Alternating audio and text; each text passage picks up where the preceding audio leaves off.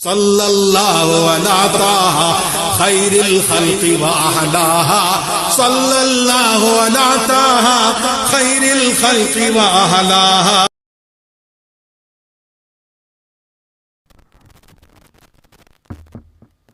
अल-फातिहा अला हज़रतिन नबी सल्लल्लाहु तआला अलैहि वसल्लम।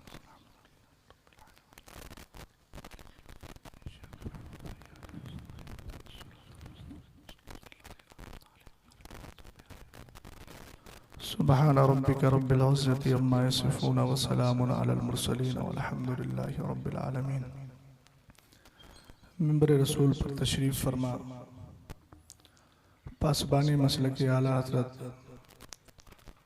खलीफा सरकारी ताज शरीयत हज़रत अल्लामा मौलाना मुफ्ती शहरियार खान साहब क़िबला व दीगर अरबाब मिल्लत हाज़रीन मजलिस, घरों में बैठ कर सुनने वाली पर्दा नशीं माँ और बहनों, अस्सलामु अलैकुम व रहमतुल्लाहि ताला व बरकातुहू। अल्हम्दुलिल्लाहिल्लज़ी खलक़स-सुफ़्ल वल-उला वस्सलातु वस्सलामु अला हबीबिहिल मुस्तफ़ा व अला आलिहि व अस्हाबिहि व अहलि बैतिहि व उलमाए मिल्लतिहि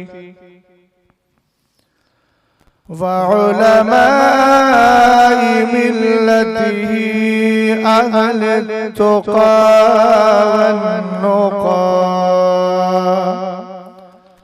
अम्मा बअदु फ़अऊज़ु बिल्लाहि मिनश शैतानिर रजीम।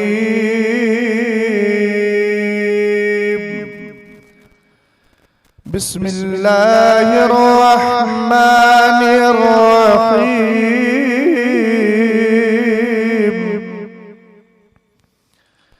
इहदिनस सिरातल मुस्तक़ीम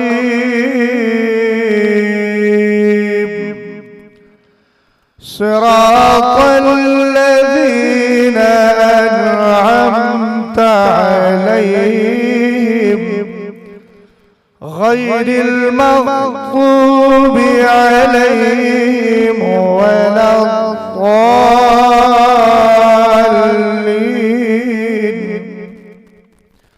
सदक़ल्लाहुल अज़ीम। वफ़िल हदीसिल मुबारक ला तज़ालु ताइफ़तुम मिन उम्मती ज़ाहिरीन अलन्नासि ला युबालून मन ख़ज़लहुम वला मन नसरहुम। सदक़ रसूलुहुन नबियुल अमीनुल करीम। गौसे आज़म बसम गौसे आदम बमने बेसरो सामा मददे क़िबलाए दी मददे काबे इमाम मददे क़ादिरी अम्मारे गौसे आज़म मीज़नम दमज़े शेख अहमद रज़ा खां कुतुब आलम मीज़नम। हज़रात, काफ़ी देर से आप तशरीफ़ फरमा है। ना तो मनक़बत और बिलखुसूस मुफ्ती साहब क़िबला की आपने गुफ्तगू समात की, बड़ी शानदार और इस्लाही गुफ्तगू समात कर रहे थे कुरान व हदीस की रोशनी में। रब्बे क़दीर से दुआ गो हूँ मौला ताला हज़रत के कलिमात को अपनी बारगाह में कबूल फरमाए और हम सबको नेक आमाल की तौफीक बख्शे।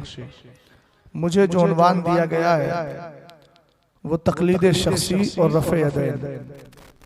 कोशिश करूंगा इंशाअल्लाह कुछ देर इस पर गुफ्तगू करूं। वक्त चूँकि काफ़ी हो गया है मगर ये कि अगर आप जवान हैं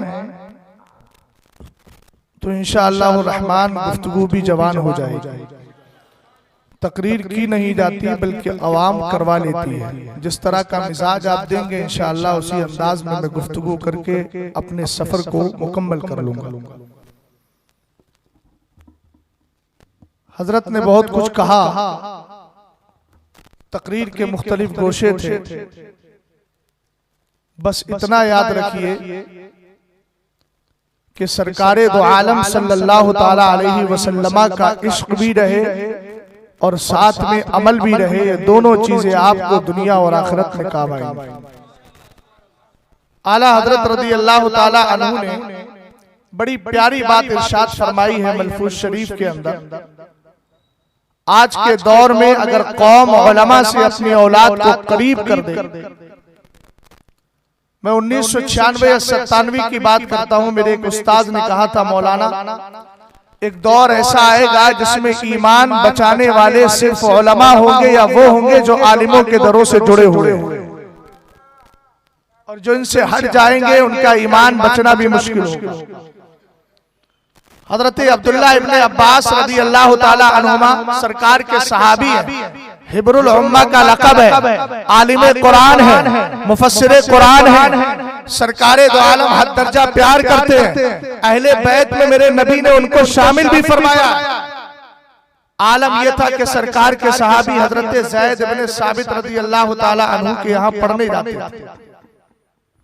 कभी कभी ऐसा होता कि हजरत ज़ैद इब्ने साबित घर के अंदर तशरीफ फरमा होते, आप जाके दरवाजा नहीं खटखटाते बल्कि चौखट पे जाकर लेट जाया करते थे। सरकार के सगे चचाजाद भाई हैं, उधर सहाबी रसूल है, इधर मुस्तफा करीम अलैहिस्सलाम के सगे चचाजाद भाई। रिश्ता कितना प्यारा है। आका करीम अलैहिस्सलाम ने अहले बैत में शामिल भी फरमा लिया है। 7-8 साल की उम्र में बड़े बड़े सहाबा इकराम कुरान की आयतें लेकर आते हैं, तफसीर बयान करते चले जा रहे हैं। नबी की दुआ का नाम अब्दुल्लाह इब्ने अब्बास रज़ी अल्लाह ताला अन्हुमा है। मगर अदब का आलम देखिए, चौखट पर लेटे हैं। जब थोड़ी देर के बाद ज़ैद इब्ने साबित रज़ी अल्लाह ताला अन्हु निकलते, नजर पड़ती सरकार के चचाजाद भाई लेटे हुए हैं, फौरन कहते, नबी करीम अलैहिस्सलाम के सगे चचाजाद भाई, आपने मुझे खबर क्यों नहीं की? हजरत अब्दुल्लाह इब्ने अब्बास का जुमला सुनो, कहते हमें नबी की बारगाह से यही अदब मिला है। कुरान कहता है ना, इन्नल लज़ीना युनादूनका मिन वराइल हुजुराती अक्सरुहुम ला याक़िलून, जो मुस्तफा को कमरों के पीछे दरवाजों के पीछे से आवाज देते हैं, उनमें से अक्सर लोग अक्ल नहीं रखते, शऊर नहीं रखते। कहा यह मुस्तफा करीम अलैहिस्सलाम की बारगाह का अदब सिखाया गया है, मगर मैं उस्ताद के लिए भी यही अदब बरकरार रखता हूं, मैं आपको इसलिए आवाज नहीं देता। एक दिन आप जा रहे थे, हजरत ज़ैद इब्ने साबित घोड़े पर सवार है, आप आए, आने के बाद रकात को थाम लिया। थामने के बाद हजरत ज़ैद इब्ने साबित ने कहा, आप क्या कर रहे हैं? सरकार के चचाजाद भाई है, इतनी पाकीज़ा निस्बत है, मगर आपने मेरी रकात को थाम क्यों लिया है? कहने लगे, सरकार की बारगाह से यही अदब मिला है। मगर कुर्बान जाए, सहाबी के अमल पर हजरत ज़ैद इब्ने साबित नीचे उतरते हैं, उतरने के बाद हाथ को थामते हैं, बोसा देके कहते हैं, तुम्हें ये अदब मिला है, हमें ये अदब मिला है। जब ये तवाज़ुन बरकरार रहता है, कसम खुदा की ना अहले सुन्नत में इख्तिलाफ होता है। मैं ये जुमला बार बार कहता हूँ, जिस दिन सादात आलिमों के हाथ चूमना शुरू कर दे और जिस दिन आलिम सादात के हाथ चूमते रहे, उस वक्त इंशाअल्लाह रहमान हमारे इस माशरे के अंदर, हमारे इस मसलक के अंदर कोई इख्तिलाफ नहीं होगा। और जिस दिन हमारी कौम ये समझ लेगी कि दुनिया के कैरेक्टर और दुनिया के डायरेक्टरों के करीब जाकर अपने बच्चों को पेश करना हमारे लिए तबाही का जरिया है, और आलिमों के पास लाकर इस्लाम का नमूना जो है, इस्लाम सरकार की शरीयत को आगे बढ़ाने वाली जो कौम है, इसके जब करीब लेकर के आएंगे, इस्लाम बच जाएगा। उसके बाद इंशाअल्लाह रहमान ना हमारे घरों से कोई बच्ची भागेगी, ना हमारा कोई बच्चा बद किरदार होगा, बल्कि सबका आलम ये होगा, सच्चे गुलाम साबिर पाक पैदा होते नजर आए। यही मिजाज रखिए। बस अल्लाह ताला की बारगाह में दुआ है कि मौला ताला मुझे भी अमल की तौफीक दे, आपको भी अमल की तौफीक दे। बस बेदारी के साथ नबी आले नबी पर दुरूद और सलाम पढ़ लीजिए ताकि सफर का आगाज कर दूं। अल्लाहु रब्बु मुहम्मदिन सल्लल्लाहु अलैहि वसल्लम नहनु इबादु मुहम्मदिन सल्लल्लाहु अलैहि वसल्लम सलातु व सलामन अलैका या रसूल अल्लाह सल्लल्लाहु ताला अलैहि वसल्लम। आदत बनाइए नबी करीम अलैहि सलाम पर दुरूद व सलाम की। जब वक्त मिले नबी पर दुरूद व सलाम पढ़ते रहा करें। गाने तराने दुनिया के कुछ नहीं, नगमे छोड़िए, जबानों पर मुस्तफा करीम अलैहि सलाम की मधो सताइश लाइए और रात को सोते वक्त आका करीम की बारगाह में दुरूद व सलाम पढ़ते पढ़ करके सो जाइए। आला हजरत से पूछा गया, मेरे इमाम ये बताइए नबी का अगर दीदार करना चाहते हैं तो क्या करें? आपने फरमाया सोते वक्त दुरूद व सलाम पढ़ा करो। आला हजरत एक मकाम पर इरशाद फरमाते हैं, रसूल करीम अलैहिस्सलाम का इश्क पैदा करना है, तीन चीजों में से एक चीज जरूर किया करो। नबी पर कसरत के साथ दुरूद व सलाम पढ़ा करो, कुरान की कसरत के साथ तिलावत किया करो, रसूल करीम अलैहिस्सलाम के लिए अच्छा सरकार अलैहिस्सलाम की नाते पाक अच्छी आवाज में सुन लिया करो। ये तीन काम ऐसे हैं जो तुम्हारे अंदर इसके मुस्तफा को पैदा फरमाते। लेकिन यह एक जुमला मैं ये बोलकर बात को आगे बढ़ाता हूं। कुछ ऐसे होते हैं नात पढ़ने का शौक होता है मगर आवाज नहीं होती। मैं उनसे गुजारिश करूंगा कि ताहतल लफ्ज पढ़ ले, बगैर लहजे के पढ़ ले, इसलिए कि जब उनका लहजा अच्छा नहीं होता है तो तवज्जो उनकी पब्लिक की हट जाती है। हजरत मौलाना जलालुद्दीन रूमी मसनवी शरीफ में एक वाकया जिक्र करते हैं। एक काफिला जा रहा था हज करने के लिए, नमाज फज्र का वक्त हुआ, ये रुक गए, रात को वही पड़ाव डाल दिया। फज्र की अजान किसी ने दे दी, बड़ा भूंडी आवाज थी उसकी। सुबह को एक यहूदी आया, आने के बाद कहने लगा अजान किसने दी है? मुअज्जिन साहब सब समझने लगे कि शायद मेरी तारीफ होगी, मैंने किया है ये काम। उसने कहा फला साहब है, उन्होंने अजान दी है। वो करीब आया, आके हाथ चूम लिया और चूमने के बाद कहता है आपने मेरा बहुत बड़ा मसला हल कर दिया है। बोले कहले बात क्या है बताइए। कहने लगा मेरी बच्ची बहुत दिनों से कह रही थी इस्लाम कबूल करूंगी, इस्लाम कबूल करूंगी, मगर आपकी भोंडी आवाज को सुन के उसने आज इरादा बदल। इसलिए जिसका जो मनसब है वो वही करे। हर आदमी हर काम नहीं कर सकता, न करना चाहिए। इसलिए दुरूद पाक पढ़ें, अच्छी आवाज में नाते पाक सुने, कुरान की कसरत के साथ तिलावत करें, इंशाअल्लाह रहमान इसके रसूल पैदा हो जाएगा। और सुने आका करीम अलैहिस्सलाम फरमाते हैं मन सल्ला अलैया इंदा कब्री समयतुहु व मन सल्ला अलैया नायन उबलिगतुहु। आका फरमाते हैं जो मुझ पर दुरूद मेरे कब्र के करीब आके पढ़ता है मैं उसके दुरूद को सुन लिया करता हूँ, और अगर दूर से पढ़ता है तो उसका दुरूद मुझे पहुंचा दिया जाता है। आज एक कौम इस हदीस को लेकर एतराज करती है। आका करीम अलैहिस्सलाम ने फरमाया करीब से पढ़ोगे तो मैं सुन लूंगा, दूर से पढ़ोगे तो पेश किया जाएगा। सुन लियो तुम्हारा हमारा नारा तो ये है, और नारा ही नहीं बल्कि यकीन भी है, दूर और नजदीक के सुनने वाले वो कान लाले करामत पे लाखों सलाम। हमने कहा मुस्तफा करीम दूर का भी सुनते हैं, करीब का भी सुनते हैं, मगर तूने कभी हदीस पाक पर गौर ही नहीं किया। आप जानते हैं इस कौम का आलम यह है कि जिस तरह मक्खी हमेशा गंदगी पर बैठती है, जिसमें अगर उसको जख्म नजर आता है जख्म पे जाकर बैठती है, कभी उसको यह तौफीक नहीं होती कि अच्छी जगह बैठ जाए, इसलिए कि नापाकी का कीड़ा नापाकी से राजी रहा करता है। हमने अल्हम्दुलिल्लाह इसके रसूल बसाया है। हम इस हदीस के अंदर ऐब नहीं निकालते हैं, खूबियां निकालते हैं। और सुनो आका करीम अलैहिस्सलाम ने यह भी तो फरमाया अक्सरु अलैहिस्सलात यौमल जुमआ फइन्नहा मारूसतुन अलैया। सरकार फरमाते हैं जुमे के दिन मुझ पर कसरत से दुरूद पढ़ा करो, इसलिए कि तुम्हारा दुरूद पेश किया जाता है। एक हदीस में आका ने फरमाया तुम मुझ पर कसरत के साथ जुमे के दिन दुरूद पर पढ़ा करो, इसलिए कि समय तो हाबी उजलैया मैं अपने कानों से उसको सुना करता हूँ। हमने कहा तुझे ये हदीस समझ में नहीं आई, ये हदीस तूने क्यों नहीं पढ़ी? आका करीम अलैहिस्सलाम ये भी तो फरमा रहे हैं मैं अपने कानों से भी सुनता हूँ। सरकार ये भी फरमा रहे हैं मुझ पर दुरूद पेश किया जाता है। आखिर वजह क्या है, हिकमत क्या है? हमने कहा हिकमत बेशुमार हिकमतों में एक हिकमत जो इस फकीर के जहन में आती है वो ये है कि सरकार ये बताना चाहते हैं अगरचे तुम गुनाहगार हो, ज़बानें तुम्हारी गुनाहगार है, मगर इन गुनाहगार ज़बानों से अगर तुम दुरूद पढ़ते हो तो उस दुरूद को ये वकार दिया जाता है कि बेगुनाह मखलूक फरिश्ते मेरी बारगाह में लेकर के आ जाया करते। और दूसरी चीज ये है कि सरकार की बारगाह में जो फरिश्ता एक बार जाता है दोबारा मौका नहीं मिलता, मगर ये इन फरिश्तों की मेराज है जो मुकर्रर कर दिए गए। बार बार दुरूद पढ़ा जाता है, बार बार नबी की बारगाह में लेकर के जाते हैं। तवज्जो है आपकी? रसूल करीम अलैहिस्सलातु वस्सलाम के दीवानों आला हजरत इमाम अहले सुन्नत रदी अल्लाह ताला अन्हु से सवाल हुआ सरकार ये बताएं क्या वहाबी जमात सरकार के जमाने में थी? बस मैं अपनी गुफ्तगू का आगाज कर। आला हजरत इमाम अहले सुन्नत ने फरमाया हाँ थी, ये कौम थी मगर शक्ल बदली थी। आला हजरत इमाम अहले सुन्नत रदी अल्लाह ताला अन्हु फरमाते हैं ये वही कौम है जिनको समझाने के लिए अब्दुल्ला इब्ने अब्बास मौलाए कायनात रदी अल्लाह ताला अन्हु के कहने पर गए थे। वो कौन सी कौम थी? हजरत अली रदी अल्लाह ताला अन्हु के खिलाफ जो खड़ी हो गई थी, जिनको खारजी कहा जाता है। हजरत अब्दुल्ला इब्ने अब्बास ने कहा चलिए मैं समझाने जाता हूँ, फरमाइश के लिए जा रहा हूँ। हजरत अली ने इजाजत दे दी। जाकर के उनसे सवाल किया आप ये बताएं अली से चिड़े क्यों है, अली से नफरत क्यों है, अली की बगावत क्यों है, अली से आप खुरूज क्यों कर रहे हैं? उन्होंने कहा इस्तेदलाल देखिएगा, आज यही लंगड़ा लूला इस्तेदलाल लेकर हमारी कौम को बहकाने की कोशिश करते हैं। किसी ने किताबचा मंगा लिया है, किसी ने पीडीएफ मंगा ली है और उस पीडीएफ को मोबाइल में रखकर जमाने को दिखाते हैं। देखो ना रफ़े यदैन पर यह हदीस है, देखो ना तामीन बिल जहर पर यह हदीस है, देखो ना किरात खल्फल इमाम के ताल्लुक से यह हदीस है। हमने कहा अभी ऑपरेशन करेंगे, बात समझ में आ जाएगी। रसूल करीम अलैहिस्सलाम के सहाबी हजरत अब्दुल्ला इब्ने अब्बास ने कहा अमीरुल मोमिनीन मुझे इजाजत दीजिए, मैं जाके इनसे मुनाजरा करना चाहता हूँ, इनसे बहस करना चाहता हूँ, इनसे डिबेट करना चाहता हूँ। हजरत अली रदी अल्लाह ताला अन्हु ने इजाजत दी। आपने जाकर के पूछा ये बताओ तुम्हें अली से इख्तिलाफ क्यों है, तुम्हें अली से दुश्मनी क्यों है, तुम्हें अली से बगावत क्यों है, खुरूज क्यों कर रहे हो? कहने लगे मौलाए कायनात रदी अल्लाह ताला अन्हु के ताल्लुक से चूंकि अली ने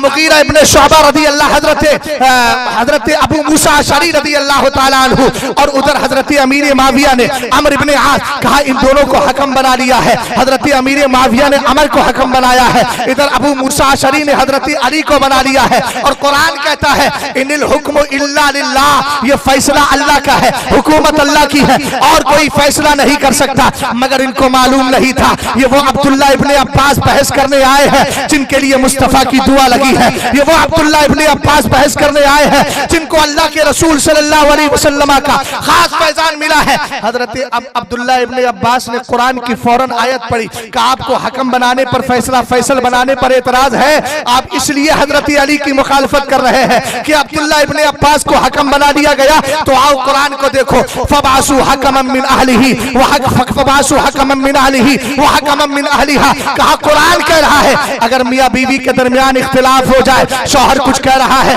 बीवी कुछ कह रही है, बात बन नहीं रही है, इत्तिहाद पैदा नहीं हो रहा है, तो फरमाया एक फैसल शौहर की तरफ से होगा, एक फैसल किसकी तरफ से होगा? औरत की तरफ से होगा। जब कुरान की आयत करीमा पड़ी थी, याद रखिएगा आला हजरत इमाम अहले सुन्नत का एक जुमला कोट कर देता हूँ, मेरे सहनो दिमाग में आ रहा है। मेरे इमाम ने फरमाया था जो दूसरों के बोल काम नहीं करते हैं वो बुजुर्गों के बोल काम कर दिया करते हैं। आपको मालूम है आला हजरत इमाम अहले सुन्नत रदी अल्लाह ताला अन्हु फरमाते हैं जब अब्दुल्ला इब्ने अब्बास ने कुरान की आयत पढ़ी कि तुम अली से इसलिए चिढ़ रहे हो, इस्तिदलाल देखिएगा। आज इस्तिदलाल को देखकर मेरी कौम का नौजवान बहक जाता है। मौलाना देखो ना दलील दे रहे हैं। मैंने कहा अगर दलील की बात है तो क्या तू शैतान को मानेगा? जब अल्लाह ने कहा था तू मुझे सजदा क्यों नहीं करता, तो उसने कहा था ना दलील देते हुए खलक़तनी मिन नारिन व खलक़तहु मिन तीन, ये अल्लाह तूने मुझे आग से पैदा किया है और हजरत आदम के लिए कहा उसको मिट्टी से पैदा किया है। आप जब ढेला मारते हैं मिकनातीसी कुव्वत जमीन के अंदर है। मैं साइंस की तरफ जाना नहीं चाहता, बस इतना जुमला बोल रहा हूँ कि आप जब ढेला फेंकते हैं वो अपने हैज़े तभी में आता है, नीचे आता है, ऊपर फेंका है नीचे आ गया है। मगर आप जानते हैं जब आग चलाई जाती है तो आग ऊपर जाती है। शैतान ये कहना चाह रहा था कि मैं जिस चीज से बना हूँ वो फितरत बुलंदी को चाहती है, आदम जिस खाक से बना है वो पस्ती को चाहती है, इसलिए मैं आदम से बेहतर हूँ। अब मैं आपसे पूछना चाहता हूँ दलील शैतान में भी दी है, क्या आप उस दलील को मानेंगे? हर किसी नहीं मानेंगे। हजरत अब्दुल्ला इब्ने अब्बास रदी अल्लाह ताला अन्हु ने कुरान पाक की आयत पढ़ के ये बता दिया कि अगर हकम मानने की बात है तो कुरान की इस आयत पर आप क्या कहेंगे? हजरत अब्दुल्ला इब्ने अब्बास की इस तफसील को सुनकर, इस दलील को सुनकर आला हजरत फरमाते 5000 लोगों ने दोबारा इस्लाम का दामन थाम लिया, लेकिन 5000 ऐसे थे जो अब भी जुड़े रहे। खतमल्लाहु अला कुलूबिहिम व अला समइहिम। तवज्जो है। सरकार आला हजरत रदी अल्लाह ताला अन्हु फरमाते हैं सरकार से पूछा गया उनकी निशानी क्या है, उनकी पहचान क्या है? आज देख लीजिएगा गिरदो नवा में आपको अलामतें मिल जाएंगी, पहचानें मिल जाएंगी, निशानियां मिल जाएंगी। सरकार आला हजरत रज़ी अल्लाह तआला अन्हु हदीस की रोशनी में लिखते हैं, सरकार ने इरशाद फरमाया ताक़िरूना सलातकुम मआ सलातिहिम, कहा उनके चेहरों पर आप देखना निशान होते हैं, इबादतें करते हैं, इतनी इबादतें करते हैं, ताक़िरूना सलातकुम मआ सलातिहिम, कि तुम्हें उनकी नमाजों के सामने अपनी नमाजें हेच लगेगी। आगे फरमाया वसियामकुम मआ सियामिहिम, तुम्हें अपने रोजे उनके रोजों के सामने कुछ नहीं लगेंगे। आगे नबी करीम अलैहिस्सलाम ने इरशाद फरमाया व अमालकुम मा अमालिहिम, उनके अमाल के सामने तुम अपने अमल को कुछ नहीं कर डालोगे। मगर आका करीम अलैहिस्सलाम ने फैसला भी फरमा दिया है, कहा यक़रऊनल कुरान ला युजाविज़ु तराक़ियहुम, कुरान पढ़ेंगे मगर हल्क से नहीं उतरेगा। देखो ना सऊदिया में कितना किच्छा कुरान पढ़ा जाता है। इत्तख़ज़ू लहजतल अरब, सरकार ने कहा अरबों का लहजा इख्तियार करो, कितना प्यारे अंदाज में कुरान पढ़ा जाता है। मगर ये वही मिंबर है जहां पर इज्जत रसूल सल्लल्लाहु अलैहि वसल्लम के खिलाफ बोली जाती है, जहां ईसाइयों और यहूदियों को खुश करने के लिए खुतबे दिए जाते हैं, जहां फिलिस्तीन का मुसलमान नजर नहीं आता, अगर उनको नजर आता है तो वही दिरहम और दीनार नजर आता है। रसूल करीम अलैहिस्सलाम ने कहा इरशाद फरमाया यक़रऊनल कुरान ला युजाविज़ु तराक़ियहुम, कुरान पढ़ेंगे मगर इनके हल्क से नहीं उतरेगा। आगे मेरे नबी अलैहिस्सलाम इरशाद फरमाते हैं यमरुकूना मिनत्तीरी कमा यमरुकुस सहमु मिनर रमीयती, सरकार फरमाते वो दीन से ऐसे निकल जाएंगे जैसे तीर कमान से निकल।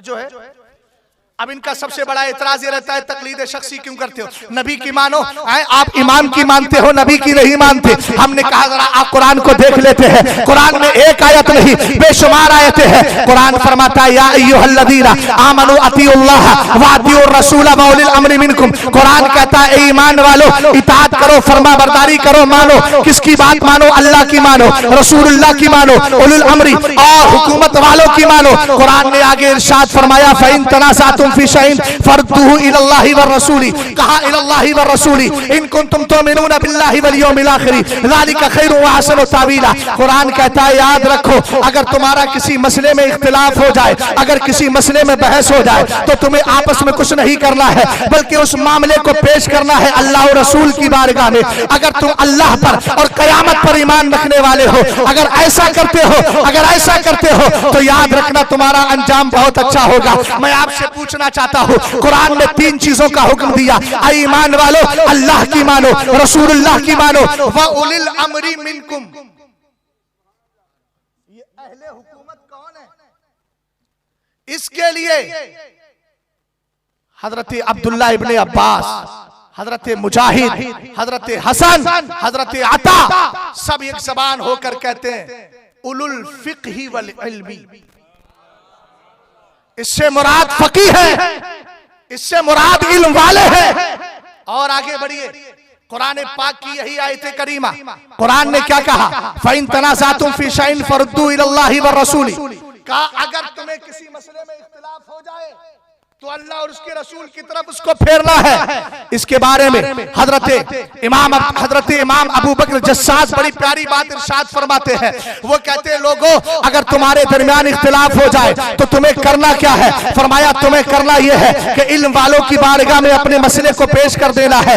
उमिरा उलिल अम्री, फरमाया उलिल अम्र जो है ना इनकी बारगाह में अपने मामले को लेकर के जाना है। मगर याद रखना इल्म वालों की बारगाह में लेकर क्यों जाओगे? इल्म वालों की बारगाह में लेकर क्यों जाओगे? फुक़हा की बारगाह में लेकर क्यों जाओगे? अगले जुमले पर तवज्जो फरमाइएगा, इज़ कानतिल आम्मतु व मन लैसा मिन अहलिल इल्मी लैसत हादिही मंज़िलतुहुम। फरमाया अगर मसला फंस जाए तो मैं किसकी बारगाह में जाना है? मैं आपके लिए आसानी कर देता हूँ। इमाम आज़म की बारगाह में जाना है, इमाम शाफ़ई की बारगाह में जाना है, अबुल हसन अशरी की बारगाह में जाना है, गौसे आज़म की बारगाह में जाना है, ख्वाजा पाक की बारगाह में जाना है। हमने कहा क्यों? फरमाया इस कानतिल आम्मतु व मन लैसा मिन अहलिल इल्मी, कहा इसलिए कि आम लोग या जिनके अंदर इल्म नहीं है उनके पास अपने मसले को मत लेके जाना, क्योंकि इनका ये काम है ही नहीं कि तुम्हारे इल्मी मसलों को हल करे। कुरान कहता है फसलू अहल ज़िक्र इन कुंतुम ला तालमून, अगर तुम्हें मालूम नहीं है तो इल्म वालों की बारगाह में आओ।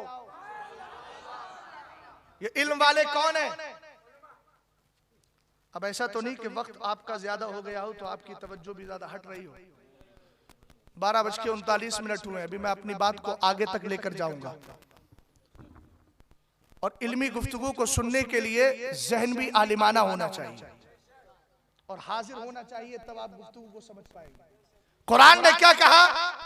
अगर तुम्हारा झगड़ा हो जाए किसी मसले में तो तुम्हें किसकी तरफ फेरना है? फरमाया तुम्हें इल्म वालों की बारगाह में फेरना है। इस जुमले पर गौर कीजिएगा। आज कोई मसला फंस जाता है, गैर मुकल्लिदीन का आलम क्या है, 2-4 PDF मंगाई, उसके बाद में एक को मसला हल नहीं हुआ, वो जाकर के अपने उससे पूछ रहा है गुरु गंडाल से, आप बताइए। उसने क्या किया? PDF निकाली, उर्दू तर्जमा निकाला, उर्दू तर्जमा निकालने के बाद मसला हल कर रहा है। मैं पूछना चाहता हूँ, इस्लाम उर्दू में नाजिल हुआ था, कुरान उर्दू में नाजिल हुआ था, हदीस उर्दू में नाजिल हुई थी, फिक्र उर्दू में नाजिल हुआ था? नहीं, ये अरबी में नाजिल हुआ था। और जब अरबी में हुआ है तो अगर तेरे अंदर दमखम है तो हमारे आलिमों की बारगाह में बैठ, हम तुझे बताएंगे कहां से रफ़-ए-दैन जायज है या नाजायज है। हम तुझे बताएंगे कहां से इज्तिहाद का हुक्म मिलता है। हम तुझे बताएंगे कहां से कयास का हुक्म मिलता है। हम तुझे बताएंगे कि जिस इमाम आज़म का हमने दामन थामा है, ये वही इमाम आज़म है जिसकी बशारत देने वाला मुस्तफा करीम है।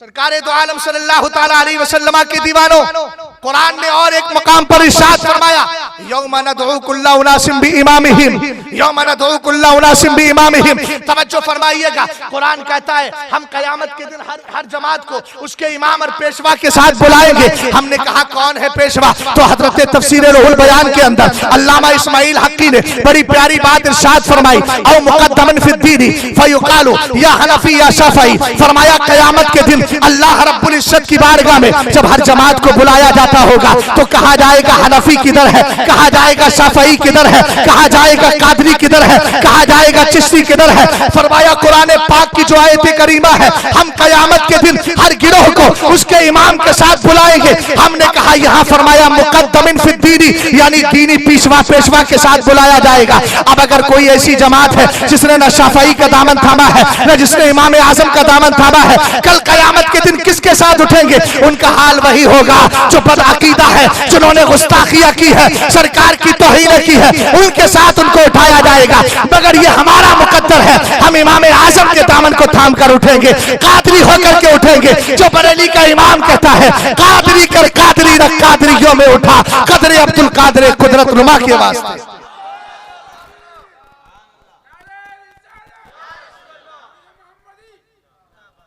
मोहब्बत से बोलिए सुभान अल्लाह और प्यार से बोलिए सुभान अल्लाह। तवज्जो है,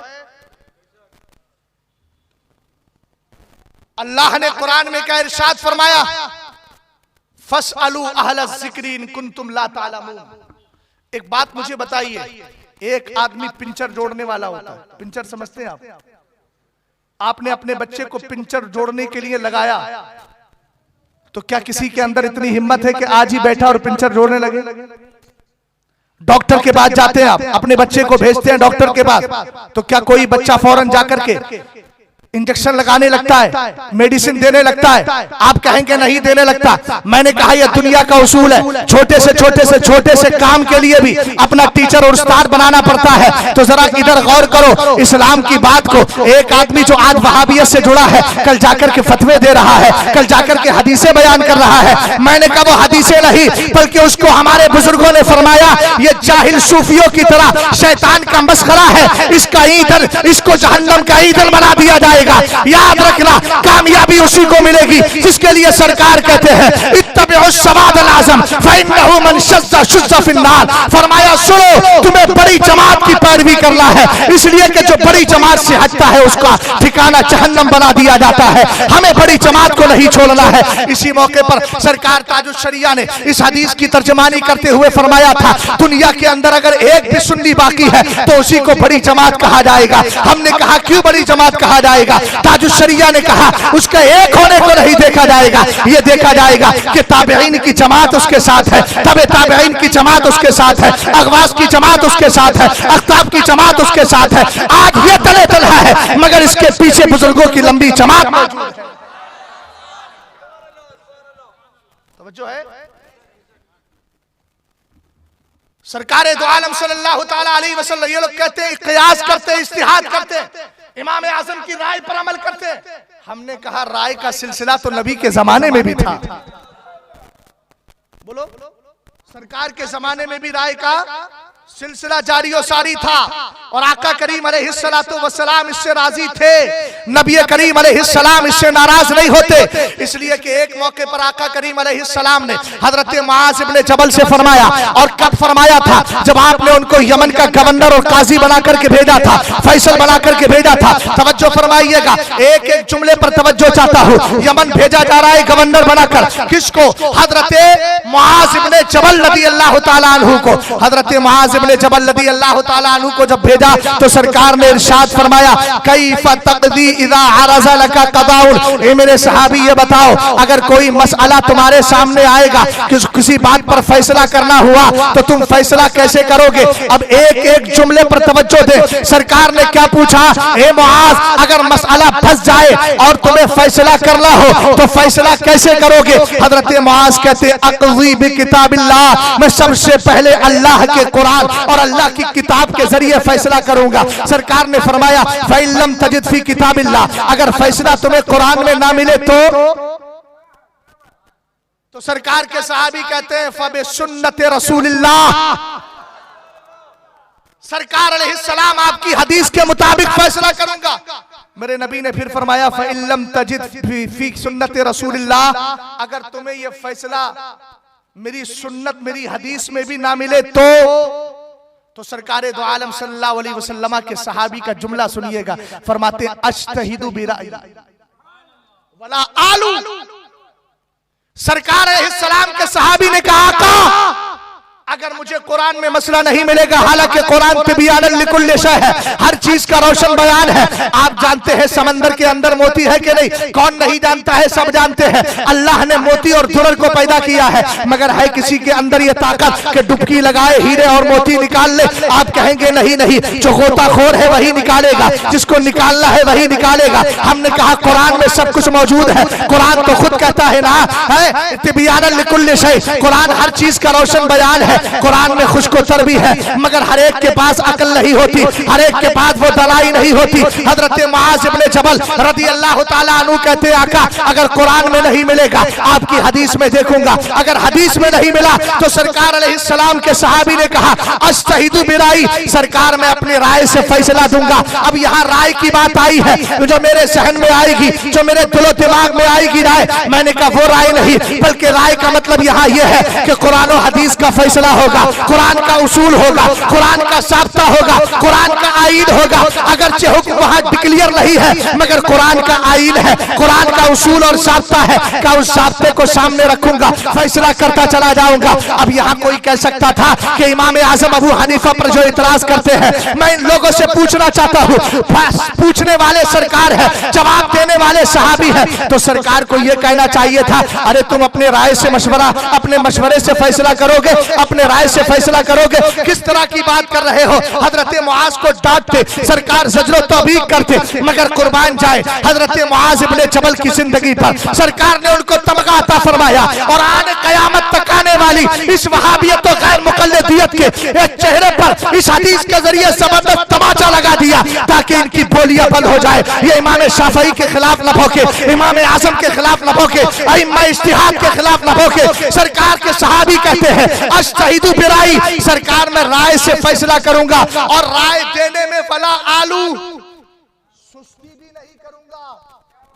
कुरान में गौर करूंगा, हदीस में गौर करूंगा, गौर करते करते अगर किसी मसले का हुक्म नहीं मिलेगा सरकार, तो फिर मैं कुरान के ज़ाब्ते उसूल को सामने रखकर फैसला दूंगा। हमने कहा यही तो इमाम आजम कर रहे हैं, यही तो इमाम शाफई कर रहे हैं, यही तो इमाम अहमद इब्ने हंबल कर रहे हैं। सरकार दो आलम सल्लल्लाहु अलैहि वसल्लम ने जब ये जवाब सुना था, चूंकि तरबियत मुस्तफा की थी ना, आप अपने बच्चे को तरबियत दे, कुछ देर के बाद बच्चे से सवाल करें, उसका जवाब अच्छा मिल जाता है, उसके रुखसार को चूम लेते हैं, दिल खुश होता है। हमने जो कल्चर दिया था, उस कल्चर का रिजल्ट हमारे सामने आ गया है, बच्चा इम्तिहान में पास हो गया है। चूंकि सरकार अलैहिस्सलाम ने उन सहाबा इकराम को परवान चढ़ाया था, कुरान और हदीस को सरकार अलैहिस्सलाम ने अपने सहाबा तक पहुंचाया था। जो जवाब मिला सरकार की मर्जी के मुताबिक, सरकार खुश हो जाते हैं। हदीस के अंदर है, फज़रबा रसूलुल्लाह सल्लल्लाहु तआला अलैहि वसल्लम अला सदरिही, सरकार ने अपना दस्ते पाक हजरत मुआज इब्ने जबल के सीने पर मार दिया। हमने कहा मारा इसलिए था कि वो अबू हुरैरा है जिन्होंने भूलने की और निसियान की शिकायत की थी। सरकार ने खाली चादर देकर उनके सहन का इलाज कर दिया था, निसियान को दूर कर दिया था। यहाँ मुआज़ इब्न जबल के सीने पर हाथ मारकर सरकारे दो आलम ने उनके सीने को मार्फत का गंजीरा बना दिया।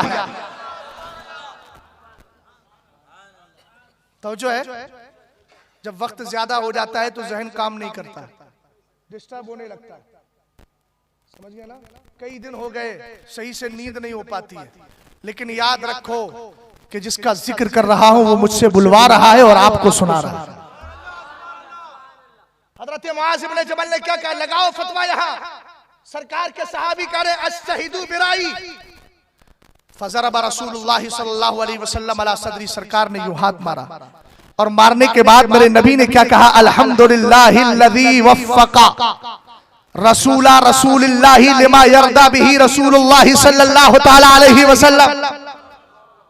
मैं जिस माहौल में गुफ्तगू करता हूं वो माहौल बनाइए।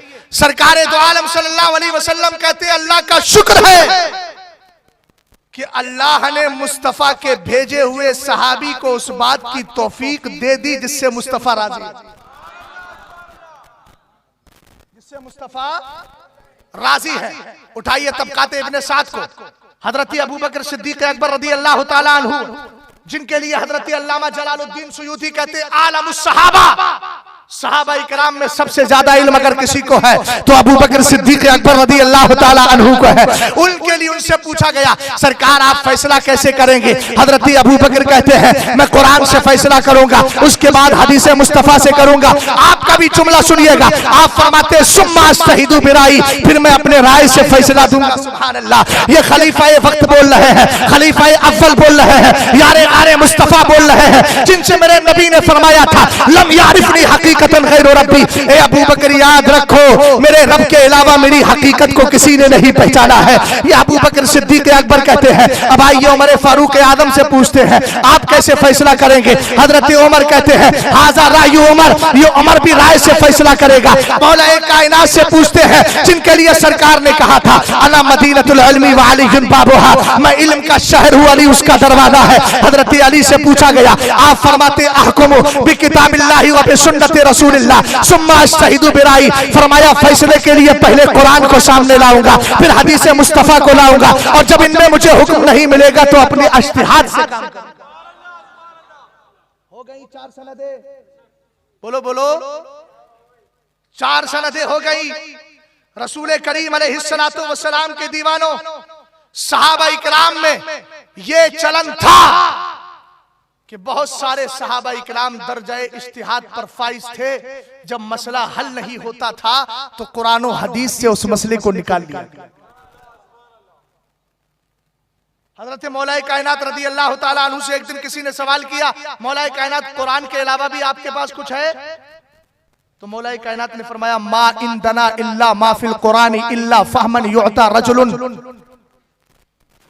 फरमाया सुनो फी किताबिल्लाह, फरमाया सुनो हमारे पास कुरान तो है मगर कुरान के साथ वो सूझबूझ भी है जो अल्लाह ताला फकीहों को अता फरमाया करता है, जिसको पढ़ने के बाद हम कुरान से मसले निकाल लिया करते हैं, जिसको पढ़ने के बाद हम अल्हम्दुलिल्लाह कुरान से और हदीस से मसले निकाल लिया करते हैं। आइए जरा इसी तनाजुर में चलते हैं। कुछ लोग कहते हैं ना इमाम आजम कयास करते थे, इमाम आजम इज्तिहाद और कयास के जरिए काम करते थे, हदीस मुस्तफा को सामने नहीं रखते थे। हमने कहा आओ इमाम आजम से पूछ लेते हैं। खलीफा वक्त जिसका नाम अबू जाफर मंसूर है, एक दिन इमाम आजम के पास खत लिखता है और खत लिखने के बाद कहता है मैंने सुना है आप हदीस को छोड़ के कयास से काम चलाते हैं। इमाम आजम अबू हनीफा रदी अल्लाह ताला अन्हु ने उसको जवाब दिया खलीफा को, और जवाब देते हुए आपने अल्फाज का इस्तेमाल किए। आपने फरमाया एक एक लफ्ज पर मैं तवज्जो चाहता हूं। आपने कहा या अमीर अल मोमिनीन अअमलु बि किताबिल्लाह व बि सुन्नति रसूलिल्लाह सुम्मा अग़ज़ियति अबी बकरिन व उमर व उस्मान व अली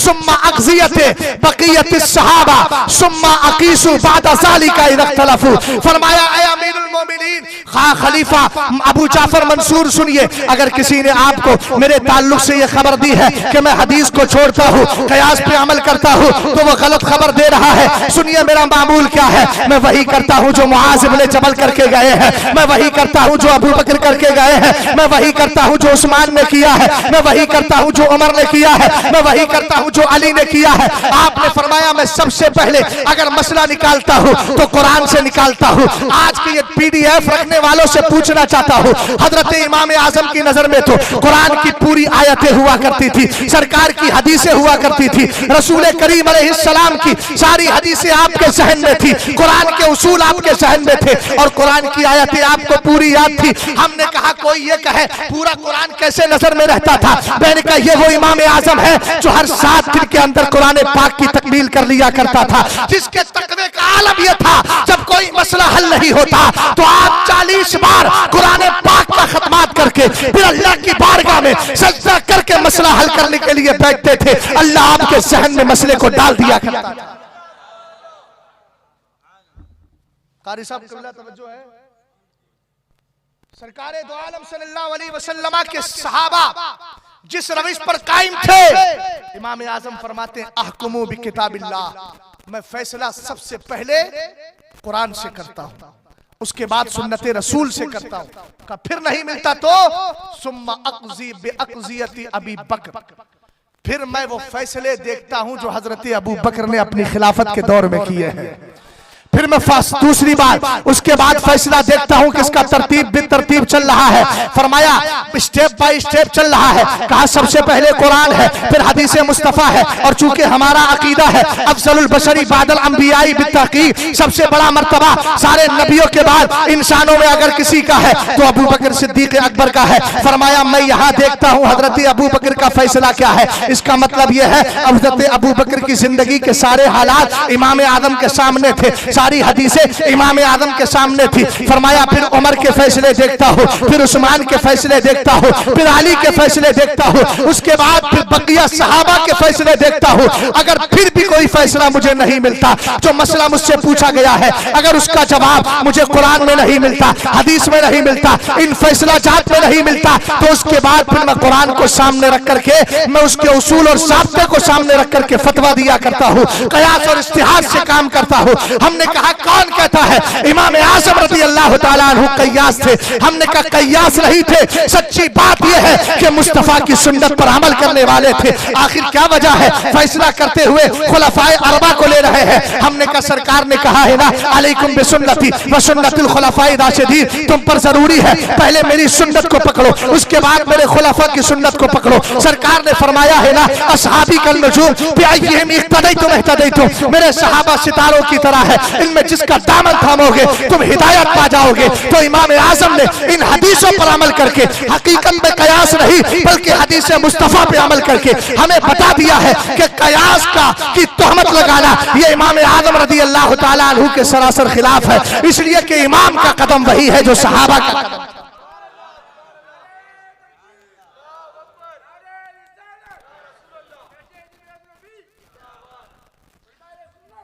हजरत इमाम आज़म रज़ी अल्लाह ताला अन्हु की हदीस तानी की एक झलकी मैं आपको दिखा दूं, कहां तक नजर पहुंचती थी इमाम आज़म की। आज तोहमत लगाई जाती, 7 हदीसें याद थी। मैंने कहा पागल, मुस्नद इमाम आज़म पढ़ ले, 700 हदीसें तो उसी में मज़कूर है, मुस्नद इमाम आज़म। और जो इस तरह का इतराज करता है उससे यह पूछना कि इमाम शाफई को फैजान मिला कहां से, हजरत इमाम बुखारी को फैजान मिला कहां से?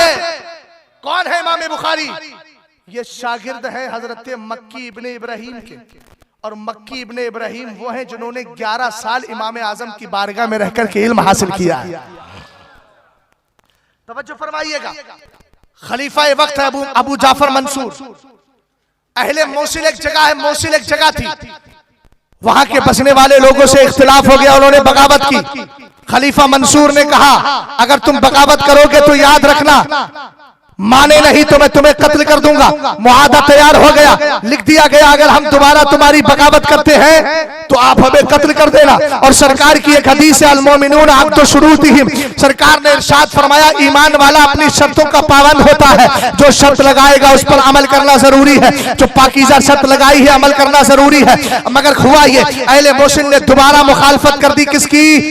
खलीफाए वक्त मंसूर की मुखालफत की। इसने अपनी फौज को भेज दिया और भेजने के बाद ही कहता उनको कत्ल कर दो, इसलिए कि मुआहदे में लिखा हुआ था अगर दोबारा बगावत करेंगे तो फिर ऐसी सूरत में उनको कत्ल कर दिया जाएगा। मगर उसके जहन में ख्याल आया चलो उलमा से पहले मालूम कर लेते हैं। सारे उलमा को जमा किया गया और जमा करने के बाद उसने सवाल किया कि ये बताइए अहले मोहसिन ने दोबारा बगावत की है, इनको कत्ल किया जाए कि ना किया जाए? एक आलिम साहब खड़े हुए, कहने लगे सरकार की हदीस है ना, अल मोमिनून अक़्दु शुरूतिहिम, फरमाया ईमान वाले अपनी शर्तों के पाबंद होते हैं। उन्होंने शर्त लगाई थी कि अगर हम तुम्हारी बगावत करें हमें कत्ल कर देना, लिहाजा तुम्हारे लिए कत्ल करना जायज है। हजरत इमाम आजम बैठे हैं, अभी कोई जवाब नहीं दिया है। इमाम आजम अबू हनीफा रदी अल्लाह ताला अन्हु ने आलिम का फतवा सुन लिया, लोगों के फतवे सुन लिए। उसके बाद अबू जाफर मंसूर कहने लगा ए इमाम आप भी तो कुछ बताइए। हजरत इमाम आजम अबू हनीफा रदी अल्लाह ताला अन्हु ने कहा मेरे नजदीक कत्ल करना जायज नहीं, और जायज कत्ल करना तो छोड़िए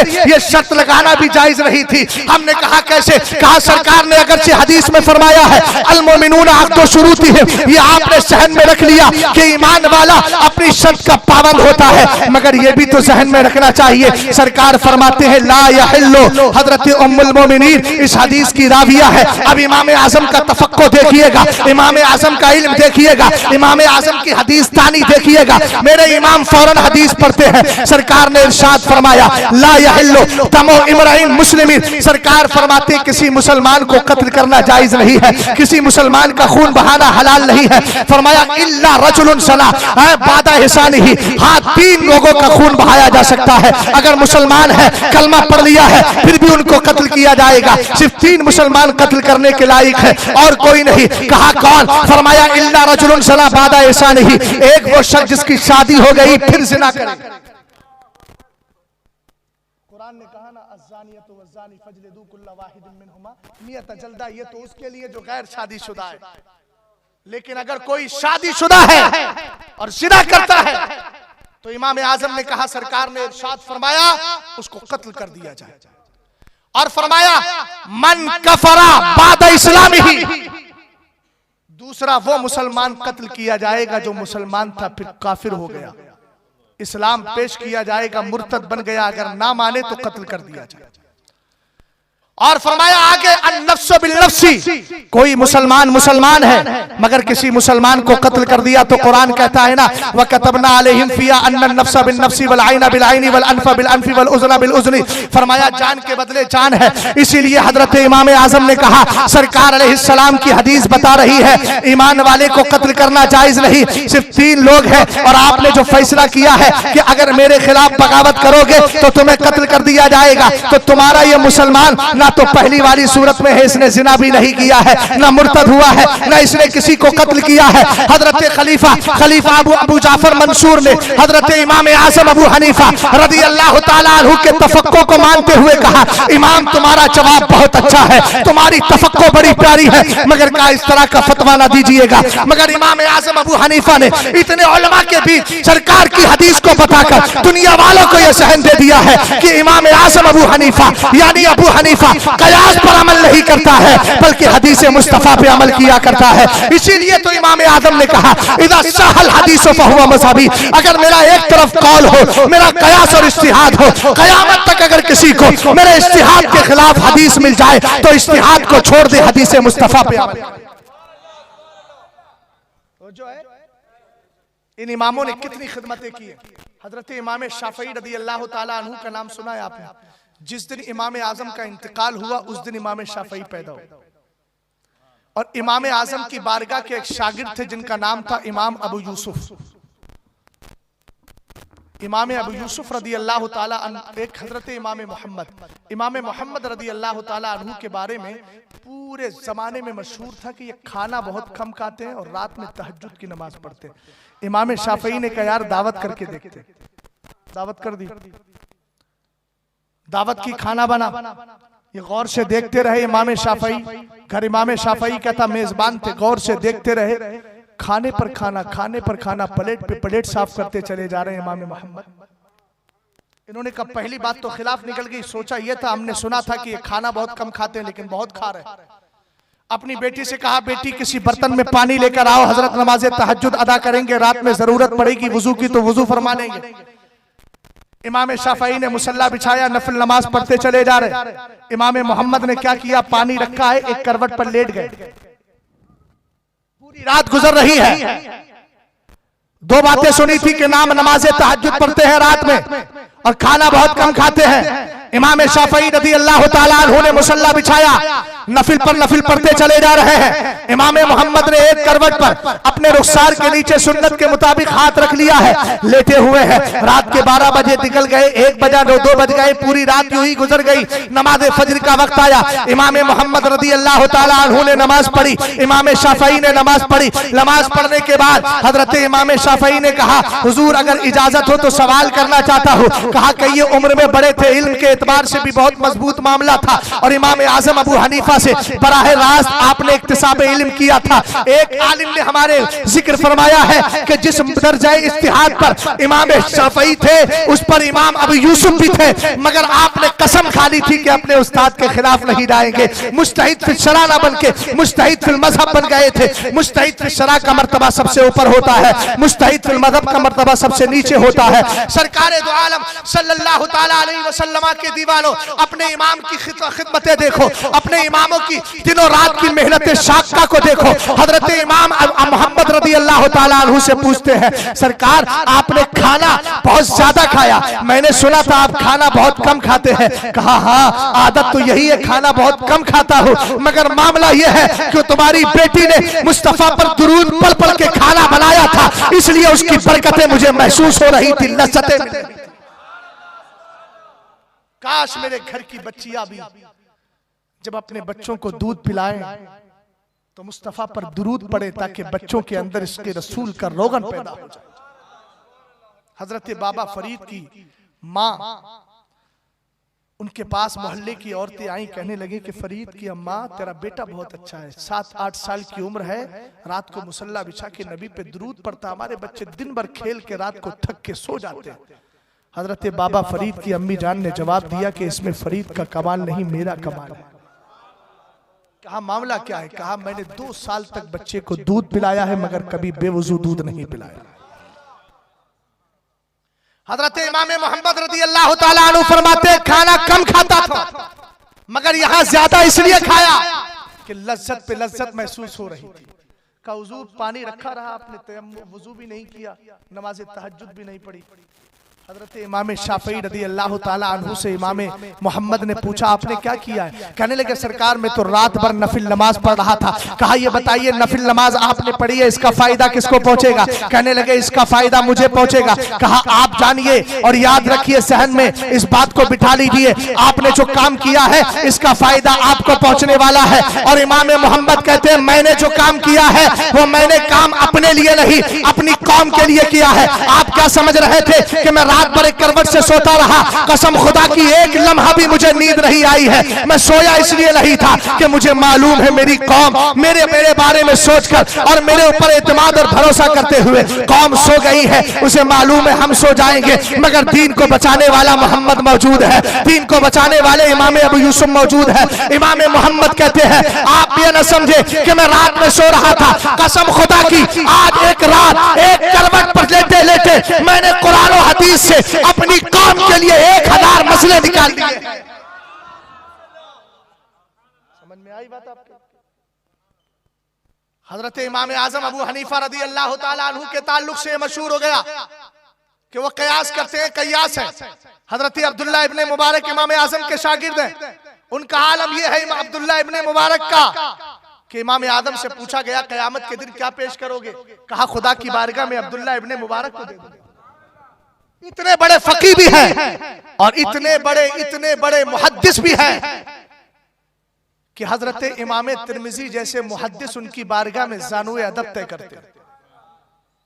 इमाम बुखारी रदी अल्लाह ताला अन्हु के हम पल्ला मुहद्दिस हैं अब्दुल्ला इब्ने मुबारक रदी अल्लाह ताला अन्हु।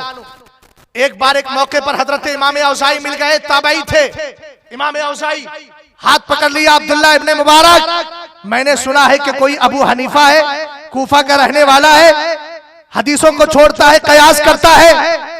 हजरत अब्दुल्ला इब्ने मुबारक के उस्ताद थे इमाम आदम, कोई जवाब नहीं दिया, गाड़े गाड़े मसले बयान करना शुरू कर दिए। कुरान ये कहता है आप ये बताइए हदीस में ये मसला है कि नहीं। बड़े बड़े बड़े गाड़े गाड़े मसले और डिफिकल्ट मसाइल जब पेश किए तो हजरत इमाम औज़ाई ने कहा इनका जवाब क्या है, इधर मसला पेश करते, उधर अब्दुल्ला इब्ने मुबारक जवाब भी दे देते। कहा ये बताओ यार तुम्हें कौन पढ़ाता है, कौन मसले बताता है? तो कहने लगे हाँ एक शेख साहब है जो पढ़ाते हैं। तो इमाम औज़ाई को अभी नाम नहीं बताया, इमाम औज़ाई की जबान से बरजस्ता ये जुमला निकला कि ये तो बहुत बड़ा आलिम मालूम होता है, बहुत बड़ा फकीह मालूम होता है। जब आपने मान लिया तब हजरत अब्दुल्ला इब्ने मुबारक ने कहा ये वही है इमाम आज़म जिनको आप कयास कह रहे हैं। हजरत इमाम औज़ाई ने कहा अरे इतना बड़ा फकीह है, अल्लाह मुझे माफ फरमा दे, मैं तो बदगुमानी का शिकार हो गया था, मेरी मुलाकात क्यों नहीं हो जाती, मेरी मुलाकात करवा दीजिए। हजरत इमाम आज़म अबू हनीफा से मुलाकात के लिए आपने अपना इरादा जाहिर किया, मगर मुलाकात जब हुई थी, क्या गुफ्तगू हुई थी वो बाद में पेश करूंगा। बात ये चल रही थी, हजरत इमाम आज़म अबू हनीफा कहते हैं अश्तहिदु बिराई, बाद में मैं कयास करता हूँ, पहले कुरान को देखता हूँ, हदीस मुस्तफा को देखता हूँ, हजरत अबू बकर के फैसलों को देखता हूँ, उमर के फैसलों को देखता हूँ, उस्मान और अली के फैसले को देखता हूँ, सहाबा के फैसलों को देखता हूँ, फिर नहीं मिलता है तो कुरान का उसूल सामने रख के मसला बयान कर दिया। तवज्जो है आपकी? अब एक बीमारी और चलती है, वक्त को के बहुत ज्यादा हो रहा, मैं बात को समेट रहा हूं। एक बीमारी बहुत ज्यादा चलती है, वो कौन सी बीमारी कि ये बताइए हम रसूल की माने या इमाम की माने? ये यहां पर क्या किया जाता है, इसमें तफरीक की जाती है, फासला किया जाता है। मैंने कहा ये बताओ कुरान की जब आयत पढ़ते हो इहदिनस सिरातल मुस्तकीम सिरातल लज़ीना अनअमता अलैहिम गैरिल मग़दूबी अलैहिम वलद्दाल्लीन, तवज्जो फरमाइएगा। और कुरान कहता है 5वें पारी की आयत है मैं युतिअर रसूला फ़क़द अता अल्लाह, जिसने मुस्तफ़ा की मान ली उसने अल्लाह की मान ली। तो बात क्लियर हो गई ना, खुदा का मानो, खुदा का फरमान मानो, मुस्तफ़ा का फरमान मानो। लेकिन फिर कुरान ने हर 5 वक्ता नमाज के अंदर अल्लाह की तरफ से यह तालीम क्यों दी जा रही है कि जब नमाज पढ़ने के लिए खड़े हो नियत बांधो, सुभान अल्लाहुम्मा पढ़ने के बाद, सना पढ़ने के बाद आप ये कहो, क्या कहो, इहदिनस सिरातल मुस्तकीम, ए अल्लाह हमें सीधा रास्ता चला। किसका रास्ता? सिरातल लज़ीना अनअमता अलैहिम, उनका रास्ता चला जिन पर तूने इनाम किया है। कौन है जिन पर इनाम हुआ है? कुरान कहता है फउलाइका मअल लज़ीना अनअमल्लाहु अलैहिम मिनन नबिय्यीना वस्सिद्दीकीना वश्शुहदाई वस्सालिहीन। इनाम वाले नबियों की जमात है, सिद्दीकीन की जमात है, शुहदा की जमात है, सालिहीन की जमात है। मैं पूछना चाहता हूं जो आप बार बार कहते हैं नबी की माने या इनकी माने, इमाम की माने, हमने कहा ना नबी इमाम से जुदा है और ना इमाम नबी से जुदा है, इसलिए कि कुरान ही तो कह रहा है खुदा की भी मानना है, मुस्तफा की भी मानना है। रास्ता किनका इख्तियार करना है? अल्लाह वालों का रास्ता इख्तियार करना है। उठाइए ना कुरान पाक को, कुरान कहता है या अय्युहल्लज़ीना आमनुत्तकुल्लाह वकूनू मास्सादिकीन, ऐ ईमान वालों अल्लाह से डरो और सच्चों के साथ हो जाओ। मैं पूछना चाहता हूं ये सच्चे कौन है जिनकी पैरवी का हुक्म दिया जा रहा है? ये सच्चे इमाम शाफई है, ये सच्चे इमाम आजम है, ये सच्चे इमाम अहमद इब्ने हंबल है। ये सच्चे कौन है? ये सहाबा की जमात है, ताबईन की जमात है, अइम्मा मुज्तहिदीन की जमात है, अइम्मा तरीकत की जमात है। इनकी बारगाह से जब जुड़े रहोगे तो फिर यही कहोगे तेरे गुलामों का नक्शे कदम है राह खुदा, वो क्या बहक सके जो सुराग लेके चले, जिसके पास ये रास्ता होता है, एड्रेस होता है, कसम खुदा की कभी बहकता नहीं।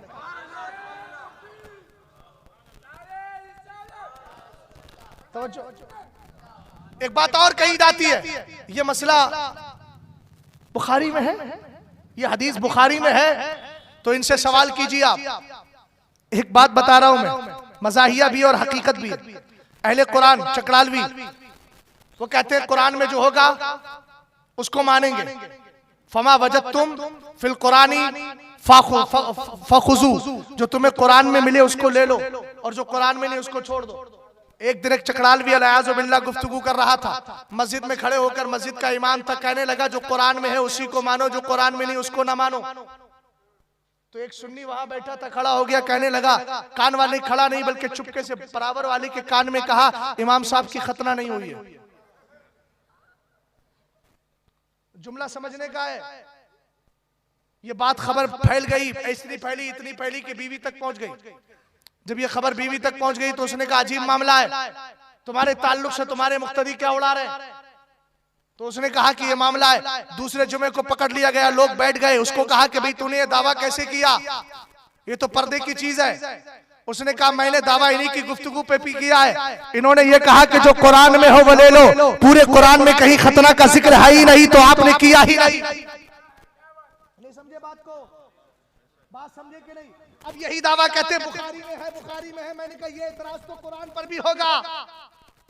कुरान पाक में बहुत सारी चीजों का जिक्र नहीं। बताओ ड्रग्स का जिक्र कुरान में है? बोलो। इसी तरीके से और भी नशावर चीजें जितनी है, सुल्फे का जिक्र कुरान में है, चर्च का जिक्र कुरान में है। नहीं है तो कोई एतराज कुरान पर भी कर सकता है। जो कुरान में नहीं है, जो कुरान में नहीं है, तो इसका एतराज कुरान पर भी जाएगा। अब कहने लगे बुखारी में है। हमने कहा अगर बुखारी में नहीं है तो ये बता कि सरकार के जमाने में बुखारी थी? बोलो बोलो। ये आपने साफ्ता कहां से निकाला? जो बुखारी में हो उसी को मानो। अभी आगे गुफ्तगू बढ़ा रहा हूं, एक बात इनसे पूछिएगा, बुखारी में जो होगा उसी को मानोगे ना? तो मुझे ये बताइए, हजरत इमाम बुखारी रदी अल्लाह ताला अन्हु ने पूरी बुखारी में कितनी हदीसें लिखी है? सिर्फ आपने हदीसें 9083 या 9008 के ताल्लुक से, एक रिवायत में कहा गया कि 7000 मुकर्ररात को मिलाकर, यानी मुकर्ररात का मतलब होता है जो बार बार हदीसें आ जाती है, एक हदीस पहले आई फिर आ गई, इन मुकर्ररात को मिला करके पूरी हदीसें 9000 है तकरीबन। हमने पूछा इमाम शाफई रदी अल्लाह ताला अन्हु की बुखारी शरीफ में सिर्फ हदीसें हैं कितनी? 9000। और इमाम बुखारी को कितनी हदीसें याद थी? तो आइए उनकी सवाने को पढ़ते हैं। कानल बुखारी आलिमन कबीरा, कहा गया इमाम बुखारी बहुत बड़े आलिम थे। फरमाया इज काना यहफज़ु मिअता अल्फ हदीसिन सही व मिअते अल्फ हदीसिन गैर सही। इमाम बुखारी को 3 लाख हदीसें याद थी, उनमें से 1 लाख हदीसें सही याद थी और 2 लाख हदीसें गैर सही। अब बुखारी में कितनी हदीसें? 9000। मुकर्ररात को हटा ले तो बुजुर्गों ने फरमाया कुल 4000। चलिए मुकर्ररात को मिला के बोलते हैं, जो बार बार आ गई रिवाइज जो हो गई उनको लगा के 9000 लगा लीजिए। अब आप ये बताइए कि इमाम बुखारी की हदीसे पाक जो बुखारी शरीफ है उसको हदीसे सही कहते हैं ना? सही बुखारी के नाम से तो ठीक है, सारी हदीसें सही। इमाम बुखारी को कितनी याद थी? 1 लाख हदीसें सही, 2 लाख हदीसें गैर सही। गैर सही को अभी एक तरफ रखिए, हदीसें सही की बात कर रहे हैं।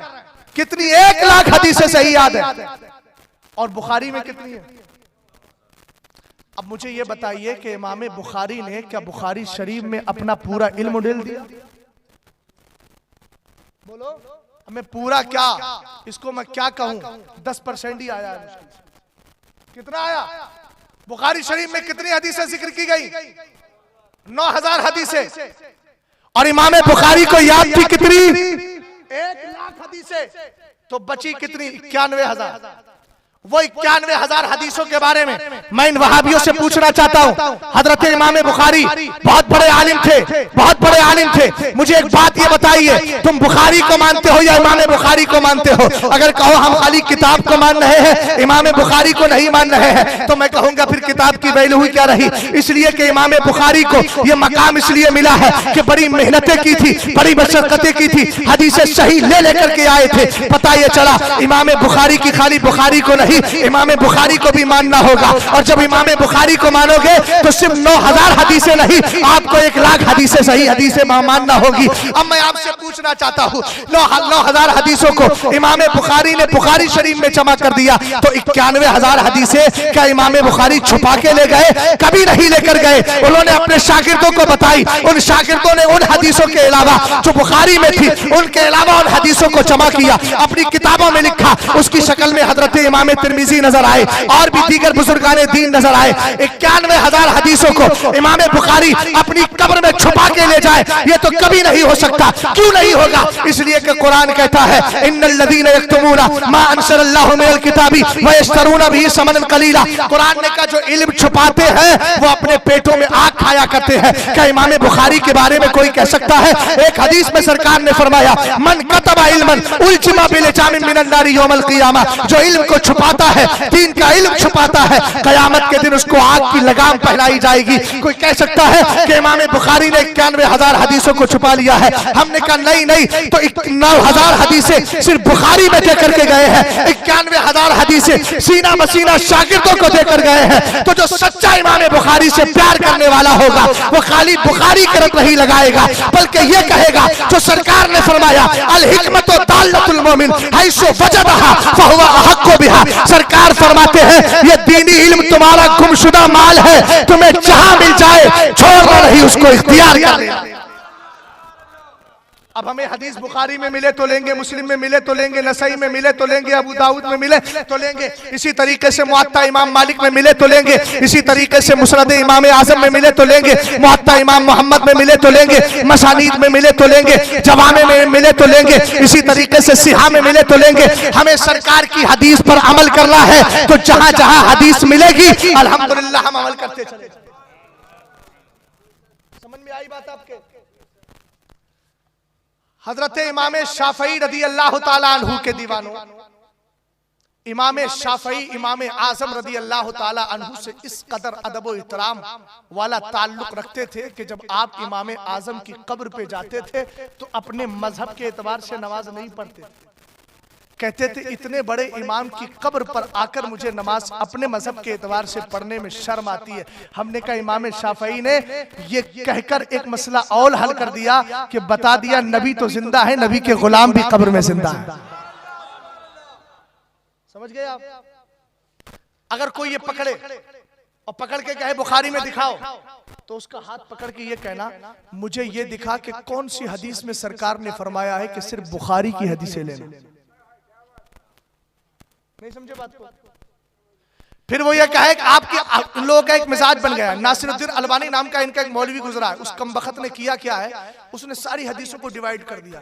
जो हदीसें हमारी मुस्तदल है, हमारा प्रूफ है, उनको कह दिया ज़ईफ, कमजोर, मौजू, मनगढ़ंत, और जितने अपने मतलब की कह दिया सही, सही, कवी, दुरुस्त। तो लोग क्या करते हैं, हमारा अगर कोई मौक़िफ़ आता है तो कहते हैं हदीस ज़ईफ है। हाथ पकड़ के कहो कौन सी हदीस में लिखा है कि ये हदीस ज़ईफ है? तू को अपने आप को अहले हदीस कहता है ना, तो तेरा हल अमल तो हदीस के मुताबिक होना चाहिए। तो हमें यह बता कौन सी हदीस में लिखा है कि इमाम बुखारी की हदीस को माना जाए, कौन सी हदीस में लिखा है कि बुखारी की सारी हदीसें सही है, कौन सी हदीस में लिखा है कि इमाम बुखारी रदी अल्लाह ताला अन्हु की हदीस ही दलील के तौर पर पेश की जाएगी, कौन सी हदीस में लिखा है कि यह हदीस ज़ईफ है। पकड़ के उससे बात करो और उससे पूछो, और ये सारी बातें ज़हनो दिमाग में बिठा कर लेकर के जाओ। याद रखना सरकार ने एक हदीस में इरशाद अलैकुम बिदीनिल अजाइज, तुम पर बुढ़ियों का दीन इख्तियार करना जरूरी है। कोई बुढ़िया तुम्हें गैर मुकल्लिद नहीं मिलेगी, कोई बुढ़िया तुम्हें बदअकीदा नहीं मिलेगी। बुढ़ियों का मिजाज ये होता है साबिरे पाक की फातिहा करती हूँ करती रहूंगी।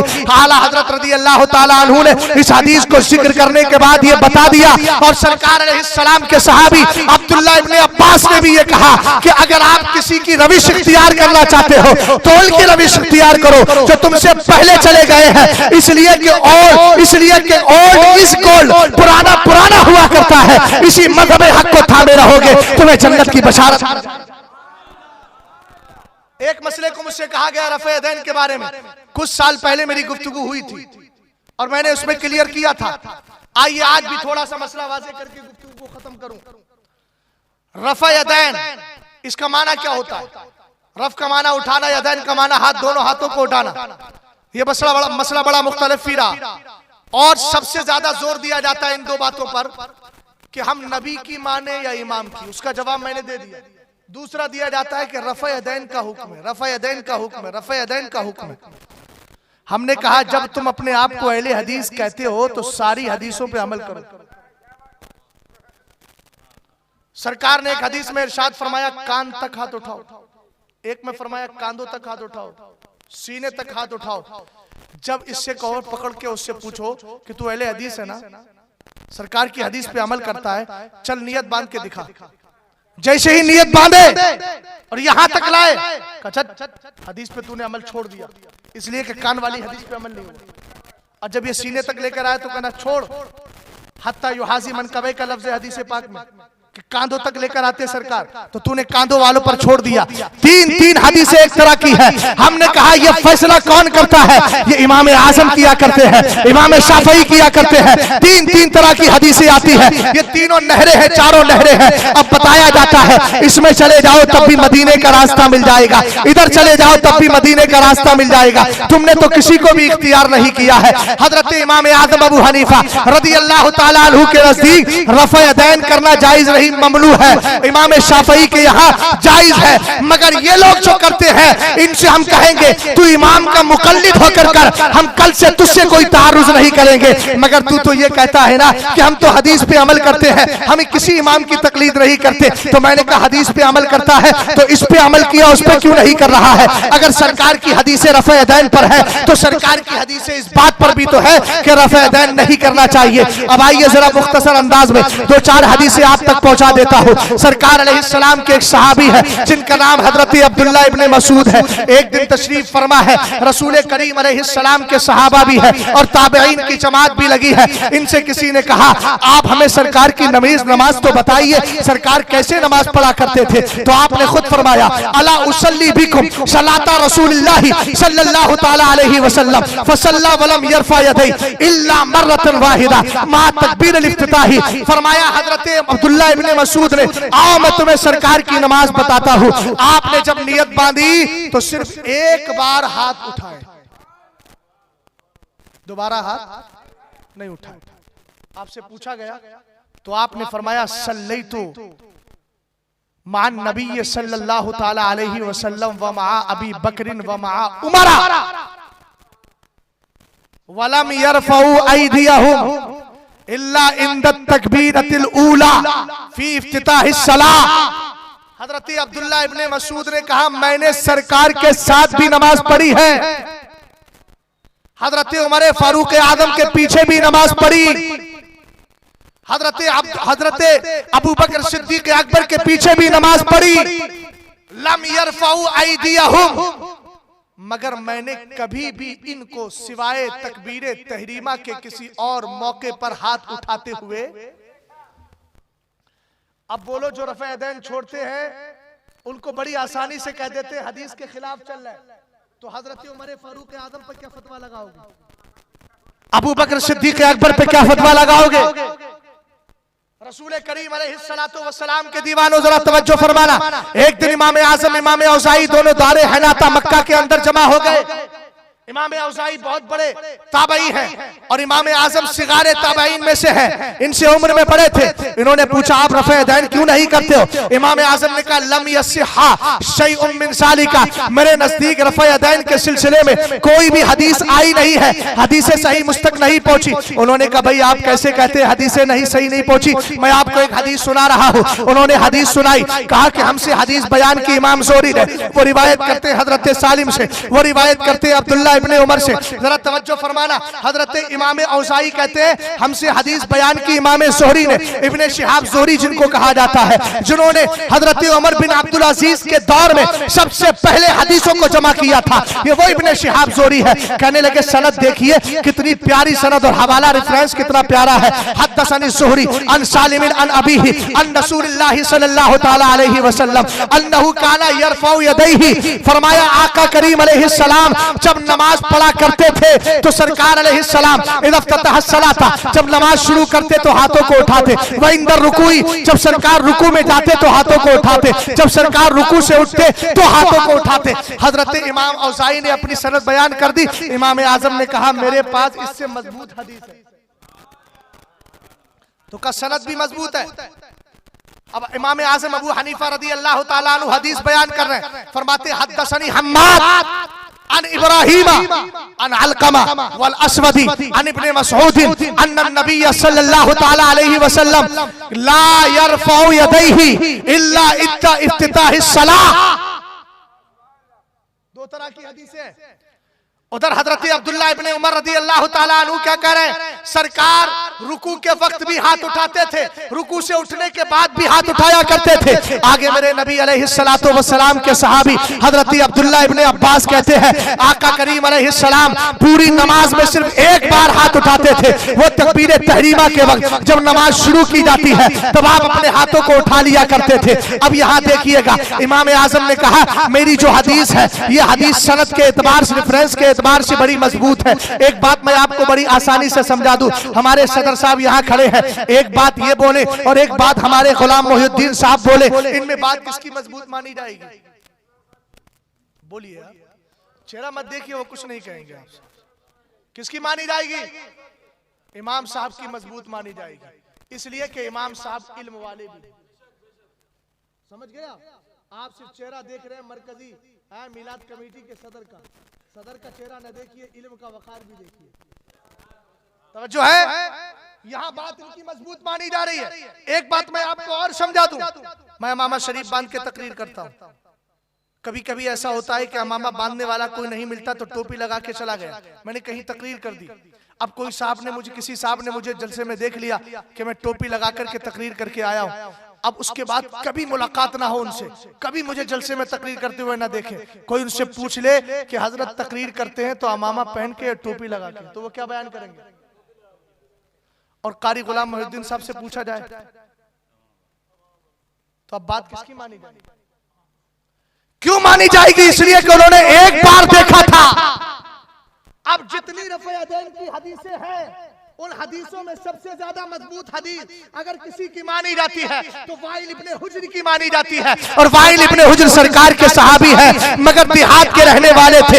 एक बार नबी से मुलाकात करने आए, सरकार के पीछे नमाज पढ़ ली, सरकार को रफ़ा-ए-दैन करते हुए देख लिया। अब वो तो वही बयान करेंगे जो सरकार को देख कर गए थे। किसी ने पूछा था, मुगीरा इब्ने शोबा ने हजरत इब्राहिम से कहा था, हदीसो वाइल अन्नहु रान नबिया सल्लल्लाहु तआला अलैहि वसल्लम यरफउ यदैहि इंदा इफ्तिताहिस सलाती इदा रका व इंदमा रफा अनिर रुकुई। कहा हजरत वाइल इब्ने हुज्र का कहना यह है, हजरत इब्राहिम से कहा, किसने? मुगीरा ने कहा कि वाइल की हदीस में यह मिलता है, उन्होंने सरकार को देखा कि सरकार नमाज पढ़ रहे थे तो तकबीर तहरीमा के वक्त हाथ उठाए और उसके बाद आपने रुकू में जाते वक्त हाथ उठाए और रुकू से उठने के वक्त हाथ उठाए। तब हजरत इब्राहिम नखई का जुमला सुनिएगा, उन्होंने फरमाया, इन काना वाइलुन रान नबिया सल्लल्लाहु तआला अलैहि वसल्लम मर्रतन यफअलु ज़ालिका फक़द रा इब्नु मसऊद अन नबिया सल्लल्लाहु तआला अलैहि वसल्लम अल्फा मर्रतिन ला यफअलु ज़ालिका। फरमाया अगर वाइल ने सरकार को रफ़ा-ए-दैन करते हुए एक बार देखा है तो अब्दुल्ला इब्ने मसूद ने रफ़ा-ए-दैन ना करते हुए 50 बार देख लिया। मसला समझ में आ गया? 50 मर्रा। अब बात समझ में आई, अमामे वाली बात सही है कि टोपी वाली बात समझ में आ गई आपको? तो ये इस तरह की हदीसों को लेकर रफ़ा-ए-दैन का हुक्म करते हैं। बस गुफ्तगू खत्म करो। अच्छा, फोन आ रहा है। ये फोन भी बड़े अजीब है, पहले फोन नहीं थे, खतूत होते थे तो कम से कम लंबी लंबी गुफ्तगू, खत आते आते कई दिन गुजर जाते। एक हदीस सुन लीजिए, बिल्कुल क्लियर मसला, आखिरी हदीस सुन लीजिए। वक्त आपने बड़ा मुख्तसर दिया और लाश में लेकर के आए। जब दिमाग सोने के करीब होता है तब यहाँ आपने मुझे बिठा दिया। खैर कोई बात नहीं, लास्ट हदीस सुन लीजिए। इमाम तहावी शरे मानिल आसार जिनकी किताब है, बहुत बड़े मुहद्दिस थे। सरकार के एक सहाबी हजरत अब्दुल्ला इब्ने जुबैर है, वो रास्ते से गुजर रहे थे, उन्होंने देखा एक शख्स नमाज पढ़ रहा है, बार बार यूं कर रहा है। आपने फरमाया ला तफअल, हाथ मत उठा, पीछे नहीं देखो, मैं किसी से नहीं कह रहा हूं। उन्होंने कहा ला तफअल, हाथ मत उठा। हाथ क्यों उठा रहा है बार बार? तो अब सहाबी रसूल थे, उनका जुमला सुनिएगा, इसलिए कि दीन को सहाबी से ज्यादा समझने वाला कोई नहीं है। उन्होंने समझा होगा दीन को। और जिसको अलहम्दो के अलिफ्लाम के बारे में पता नहीं है वो कह रहा है इमाम आजम गलती कर सकते हैं। सुनो इमाम शेख मोहिउद्दीन इब्न अरबी का जुमला क्या है, इय्याकुम वत्ताना अला अहदिन मिनल मुज्तहिदीन। शेख मुहियुद्दीन इब्नुल अरबी जिनकी कब्र शरीफ दिमश्क के अंदर है, जिनकी कब्र पर हमेशा 40 अब्दाल गर्दिश करते रहते हैं।